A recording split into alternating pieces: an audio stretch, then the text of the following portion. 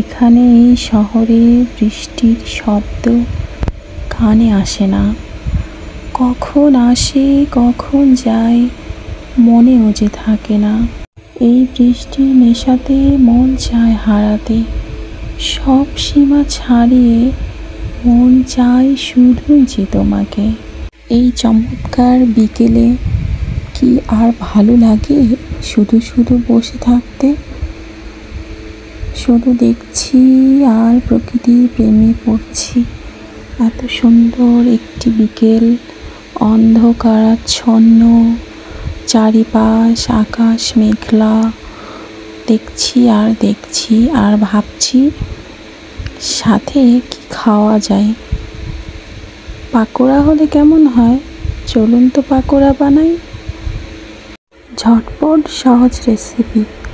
প্রথমে কিছু পেঁয়াজ কুচি নিয়েছি কিছু আলু কুচি গ্রেট করা, সাথে নিয়েছি কিছু গাজর।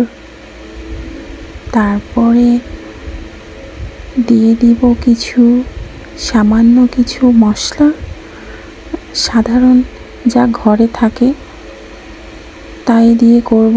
সাথে দিলাম একটু কালি জিরে। তারপরে দিয়ে দিব স্বাদ মতো লবণ। এরপর দেব সামান্য হলুদ, হাফ চামচ। তারপরে আমরা দিয়ে দেব স্বাদ মতো মরিচের গুঁড়ো, যে যেমনটা পছন্দ করে ঝাল ঠিক তেমন মরিচের গুঁড়ো দিয়ে সামান্য দিয়ে দিতে হবে বেসন, হাফ কাপের কম পরিমাণ বুঝে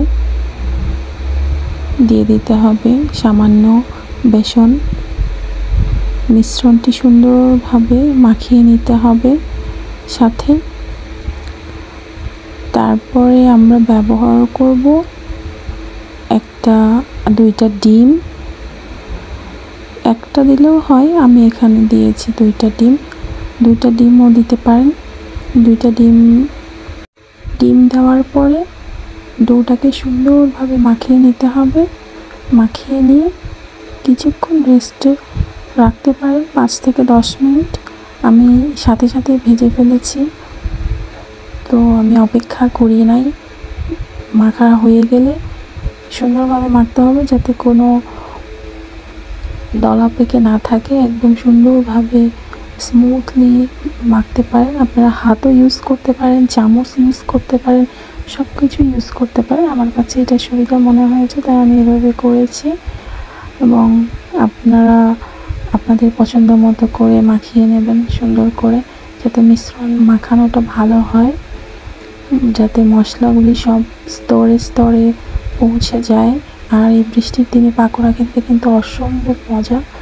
এরপরে চুলায় একটি কড়াইয়ে তেল গরম করতে দিতে হবে।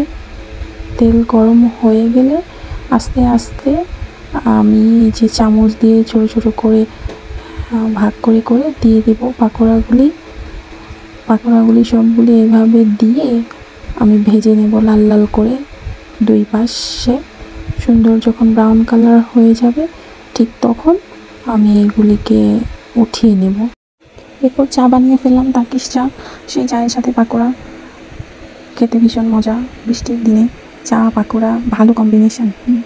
কিন্তু এর মধ্যেই বৃষ্টিও থেমে গেছে।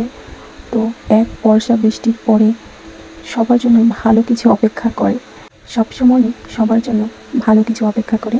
এই দোয়া সবার জন্য রইল এবং আমার জন্য দোয়া করবেন, আমার পরিবারের জন্য দোয়া করবেন। আল্লাহ হাফেজ।